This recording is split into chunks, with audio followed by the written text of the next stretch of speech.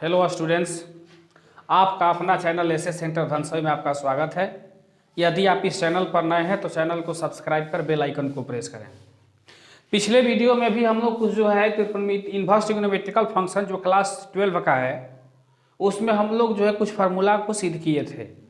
आज के वीडियो में भी हम जो बोर्ड पर दिए हुए जो फार्मूला है इस फार्मूला को सिद्ध करना सीखेंगे। जैसा कि आप लोग देख रहे हैं कि यहाँ पर पहला नंबर फार्मूला जो है दिया है कि कॉस इनवर्स माइनस एक्स बराबर pi minus cos inverse x, और यहाँ पर दिया है कि x बिलोंग्स टू -1 और 1 जो है ये क्लोज इंटरवल में है, तो ये तो इसका प्रांत हुआ, ये प्रांत है। जैसे कि हम लोग पिछले क्लास में पढ़े हैं कि कॉस का जो परिसर होता है वो 0 और पाई के बीच में होता है और इसका प्रांत जो होता है -1 और 1 के बीच में होता है, तो ये इसका प्रांत दिया हुआ है। लेकिन हमें इस पर ध्यान देना है कि कॉस इनवर्स माइनस एक्स बराबर pi minus cos inverse x कैसे होगा। तो सबसे पहले हम लोग क्या काम करते हैं कि मान लेते हैं कि कॉस इनवर्स माइनस एक्स बराबर वाई। तो अब हम देखते हैं यहाँ कि ये inverse cos inverse minus x बराबर वाई है। जब इनवर्स को यहाँ से तोड़ेंगे तो ये हो जाएगा कॉस वाई बराबर माइनस एक्स, या इसे इस प्रकार भी हम लिख सकते हैं कि x बराबर, चूंकि यहाँ पर माइनस जो है गुणा में है और जैसे ही उसको पक्षांतर करेंगे यानी तो ये भाग में बदल जाएगा। तो कॉस वाई में माइनस से जब हम डिवाइड करेंगे तो ये हो जाएगा माइनस कॉस वाई। तो अब यहाँ पर हम देखते हैं कि चूंकि आप लोगों को पिछली कक्षा में हमने बताया है कि x अक्ष तथा y अक्ष जो है किसी तल को जो है 4 भागों में विभाजित कर देता है और एक दूसरे को बिंदु O पर प्रतिच्छेद करता है। तो ये जो 4 भागों में जो विभाजित करता है इसका प्रत्येक भाग जो है चतुर्थांश कहलाता है। तो ये हम देख लेते हैं कि ये फर्स्ट पार्ट हो गया, फर्स्ट क्वाड्रेंट हो गया, और ये जो है सेकेंड क्वाड्रेंट हो गया, ये थर्ड क्वाड्रेंट है और ये फोर्थ क्वाड्रेंट है। पिछले क्लास में भी हम आप लोगों को बताए थे कि फर्स्ट क्वाड्रेंट में 0 से 90 डिग्री के बीच होता है और सेकेंड क्वाड्रेंट जो होती है वो 90 से 180 के बीच होती है, और तीसरा जो चतुर्थांश है वो 180 से 270 के बीच है, और ये जो है 270 से 360 के बीच में होता है। जैसा कि हम जानते हैं कि त्रिकोणमितीय निष्पत्ति जो है वो 6 प्रकार की होती है। तो 6 प्रकार की निष्पत्ति कौन कौन? तो sine theta, cos theta, tan theta, sec theta, cosec theta और ये हो गया कॉट थीटा। तो 6 प्रकार की जो निष्पत्तियां हैं जो प्रथम चतुर्थांश में जब जाती हैं, फर्स्ट क्वाड्रेंट में जब इसको रखते हैं तो इसमें ऑल रेशियो इज पॉजिटिव। तो यहाँ पर देखते हैं कि सभी निष्पत्ति यानी 6 निष्पत्तियां हैं इसमें क्या होता है कि पॉजिटिव होता है। यही जब हम दूसरे क्वाड्रेंट में जाते हैं यानी 90 से 180 के बीच में, तो इसमें होता क्या है कि साइन थीटा और कोसेक थीटा ये दोनों एक दूसरे के अपोजिट रेशियो है, यानी साइन थीटा का उल्टा जो होता है वो कोसेक थीटा होता है। तो ये दोनों रेशियो जो है ट्रिग्नोमेट्रिकल रेशियो जो है सेकेंड टर्म्स में ये पॉजिटिव में होता है। तो इसमें हम लोग देख लेते हैं कि एक ये है और एक ये है, ये दोनों जो है फर्स्ट क्वाड्रेंट में ये पॉजिटिव में होता है, लेकिन बाकी ये और ये जो बच रहा है ये सबका चिन्ह जो है द्वितीय चतुर्थांश में माइनस में हो जाता है। यानी 6 निष्पत्ति में से साइन थीटा और कोसेक थीटा को छोड़ करके जो 4 निष्पत्तियां बच रही हैं, cos theta, tan theta, sec theta और कॉट थीटा, सभी इसमें क्या होती हैं? ऋणात्मक होती हैं। अब तीसरे क्वाड्रेंट में हम लोग जाते हैं तो इसमें टैन थीटा और कॉट थीटा, 6 निष्पत्ति में से हम लोग जो है टैन थीटा और कॉट थीटा तीसरे चतुर्थांश में पॉजिटिव में हो जाते हैं, और इसके अलावा जो 4 गो बच रहा है साइन थीटा कोसेक थीटा और कॉस थीटा सेक थीटा, बाकी इसमें ऋणात्मक में हो जाते हैं। जब चौथा क्वाड्रेंट में जाते हैं तो cos theta sec theta plus में हो जाता है और बाकी जो 4 गो बच रहा है वो सब माइनस में हो जाता है। तो इसमें देखते हैं कि टोटल निष्पत्ति इसमें पॉजिटिव है, इसमें sine theta cosec theta plus में होता है, तो इसमें tan theta cot theta plus में होता है, तो इसमें cos theta sec theta plus में होता है। और जो प्लस में होता है उसके अलावा जो 4 को बच रहा है वो जो होता है वो माइनस में हो जाता है। ये बात हम लोग समझ गए। अब हम यहाँ पर क्या काम करते हैं कि जब किसी निष्पत्ति में 180 और 360 हो तो निष्पत्ति कभी बदलता ही नहीं है। 180 और 360 में निष्पत्ति न बदलने का मतलब हुआ कि अगर साइन 180 माइनस थीटा या प्लस माइनस थीटा कुछ भी हो, या यहाँ पर sine 360 minus plus minus theta अगर आता है तो इसका मान जो है साइन थीटा और इसका मान भी साइन थीटा भी होता है, लेकिन टर्म्स के अनुसार इसका चिन्ह बदल जाता है। अगर इसमें प्लस में अगर हम लोग देखते हैं तो तृतीय चतुर्थांश में हो जाता है तो माइनस में हो जाएगा, अगर माइनस वाले टर्म को देखते हैं तो ये प्लस में हो जाता है। तो चिन्ह तो उसके क्वाड्रेंट के अनुसार तो बदलेगा, लेकिन इसका निष्पत्ति जो है वो चेंज नहीं होगा। चेंज कब होता है? जब यहाँ पर 180 न रख करके यहाँ पर 90 रख दिया जाए, यहाँ 360 न रख करके यहाँ पर जो है 270 रख दिया जाए, तो वैसे कंडीशन में साइन जो है कॉस में बदल जाता है, टेन जो है कॉट में बदल जाता है, सेक जो है कोसेक में बदल जाता है। तो अब हम लोग जो है देखेंगे कि यहाँ पर जो है माइनस कॉस वाई है, तो अब हम ध्यान देंगे कि कॉस वाई जो है किस टर्म्स में माइनस कॉस वाई हो जाएगा, माइनस में हो जाएगा। तो अब हम देखते हैं कि यहाँ पर ले लेते हैं कि कॉस पाई माइनस वाई, तो पाई माइनस वाई का मतलब हो गया 180 से कम, तो एक माइनस का मतलब हुआ कि 180 में से कुछ कोण घट रहा है, तो घट रहा है तो ये चला जाएगा किस टर्म्स में?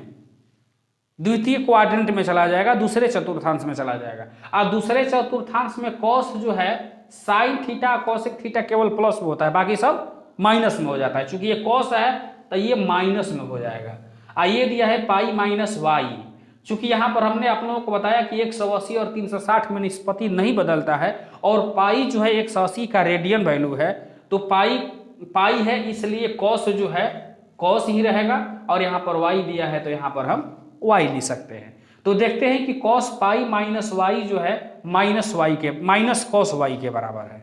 तो यहाँ पर माइनस कॉस वाई जहाँ दिया हुआ है, यहाँ पर माइनस कॉस वाई न लिख करके हम इसे कॉस पाई माइनस वाई लिख सकते हैं।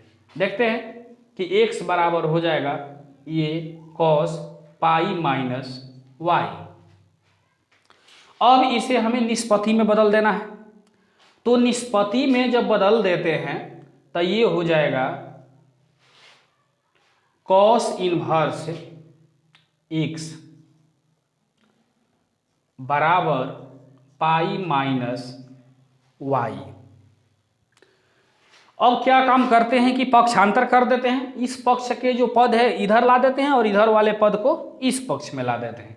तो देखते हैं कि ये माइनस वाई है, इधर जाएगा तो क्या हो जाएगा प्लस वाई, बराबर यहाँ पर पाई दिया हुआ है, और यहाँ पर कॉस इनवर्स एक्स जो है यहाँ प्लस में है, और जब इसको पक्षांतर करके हम आरएचएस के तरफ ले जाते हैं तो ये प्लस से क्या हो जाता है माइनस हो जाता है, कॉस इनवर्स एक्स।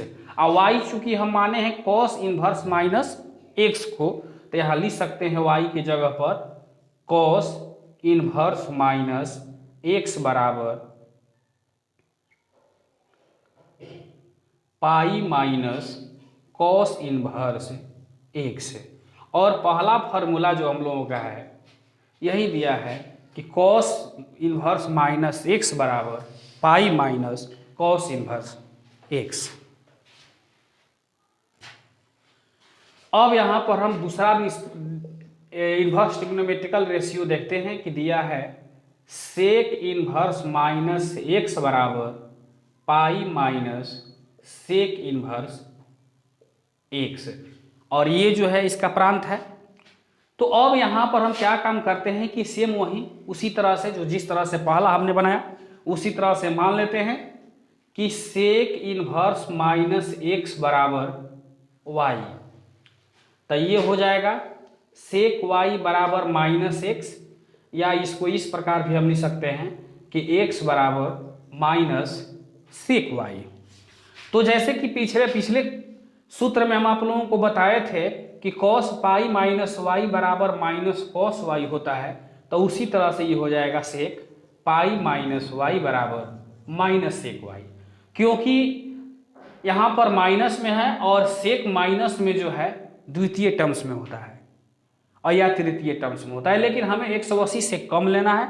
तो वैसे चूंकि 180 से कम इसलिए लेना है कि इसका जो प्रांत होता है, परिसर जो होता है वो 0 और 180 के बीच में होता है और इसमें π/2 जो है सम्मिलित नहीं होता है। तो आप कह सकते हैं कि जब ये माइनस में है और सेक जो है द्वितीय पद में भी माइनस में होता है और तृतीय पद में माइनस में होता है, तो हम द्वितीय पद में ही क्यों लेते हैं? तो द्वितीय पद में इसलिए लेते हैं क्योंकि इसका प्रांत जो है 0 से पाई के बीच में दिया है, जिसमें जो है π/2 को इंक्लूड नहीं किया है। तो अब हम क्या काम करते हैं कि इसलिए इसको इसी में रख रहे हैं। तो सेक पाई माइनस वाई को हम माइनस सेक वाई लिख सकते हैं। तो यहाँ पर देखते हैं कि चूंकि x का मान माइनस सेक वाई है, तो हम x बराबर माइनस सेक वाई न लिख करके इसको सेक पाई माइनस वाई लिख सकते हैं। तो अब क्या काम करते हैं कि इसे निष्पत्ति में बदल दें। तो जब निष्पत्ति में बदल देते हैं तो ये हो जाएगा सेक इनवर्स x बराबर पाई माइनस वाई। पक्षांतर कर दीजिए, ये माइनस है तो इधर आएगा तो प्लस में हो जाएगा और प्लस में है तो इधर माइनस में हो जाएगा। तो y इधर माइनस में है, इधर ले जा रहे हैं एलएचएस की तरफ, तो ये प्लस में हो जाता है। पाई को जेम के त्यों रख देते हैं और सेक इनवर्स x जो है एलएचएस में प्लस में है, और जब आरएसएस पक्ष में जब इसको ले जाते हैं तो इसका चिन्ह बदल जाएगा और ये हो जाएगा प्लस में, प्लस है तो माइनस में हो जाएगा सेक इनवर्स x। चूंकि यहाँ पर y को हम सेक इनवर्स माइनस x माने हैं, तो ले सकते हैं कि सेक इनवर्स माइनस x बराबर pi minus sec inverse x। ये दूसरा फॉर्मूला रहा। अब देखते हैं कि इसमें तीसरा नंबर जो फॉर्मूला है वो दिया है कॉट इनवर्स माइनस x बराबर pi minus cot inverse x, और यहाँ पर इसका जो प्रांत दिया हुआ है x belongs to r, r का मतलब होता है कि ये जो है एक रियल नंबर है यानी वास्तविक संख्या है। तो सेम इसी तरह से हम मान लेते हैं कि कॉट इनवर्स माइनस x बराबर ये हो जाएगा पाई माइनस, एक सेकेंड, इसको y मान लेते हैं तो ये हो जाएगा कॉट y बराबर माइनस x, या इसको इस प्रकार भी लिख सकते हैं कि x बराबर माइनस कॉट y। तो अब ये देखते हैं कि हम x बराबर माइनस कॉट y न लिख करके इसे हम जो है कॉट पाई माइनस y लिख लेते हैं। चूंकि ये द्वितीय टर्म्स में है और द्वितीय टर्म्स में कॉट जो होता है वो निगेटिव होता है और यहाँ पर माइनस कॉट y निगेटिव में है, तो माइनस कॉट y न लेकर के हम इसे कॉट पाई माइनस y ले सकते हैं। अब यहाँ पर जो है इसे चेंज कर देते हैं, ये बदल जाएगा इनवर्स में। तो इनवर्स में ये हो जाएगा कॉट इनवर्स x बराबर पाई माइनस y। पक्षांतर कर देते हैं तो y इधर माइनस में है, इधर ले जाते हैं तो प्लस हो जाएगा। अब पाई माइनस कॉट इनवर्स यहाँ पर प्लस में है, जब आरएचएस की तरफ ले जाएंगे तो ये माइनस में हो जाएगा। चूंकि यहाँ पर हम y का मान जो है कॉट इनवर्स माइनस x को y माने हैं, तो y के स्थान पर हम कॉट इनवर्स माइनस x लिख सकते हैं, जो pi minus cot inverse x के बराबर है, जो हमें सिद्ध करना था। धन्यवाद।